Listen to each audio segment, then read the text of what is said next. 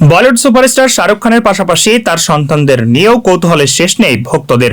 দাম্পত্য জীবনে শাহরুখ ও গৌরী তিনটি সন্তানের বাবা মা, আরিয়ান, সোহানা ও আব্রাম। তিনজনই বাবা মায়ের খুব আদরের, তবে ছোট সন্তান হয় আব্রামের আদরের ভাগটা যেন একটু বেশি। গত 27 মে ছিল আব্রামের 11তম জন্মদিন। পরিবারের সবার চোখের মনীষে আব্রামকে সবসময় নিজের সঙ্গে রাখার চেষ্টা করেন শাহরুখ, তাই নেট দুনিয়ায় এই স্টার কিডকে নিয়ে আকর্ষণও বেশি।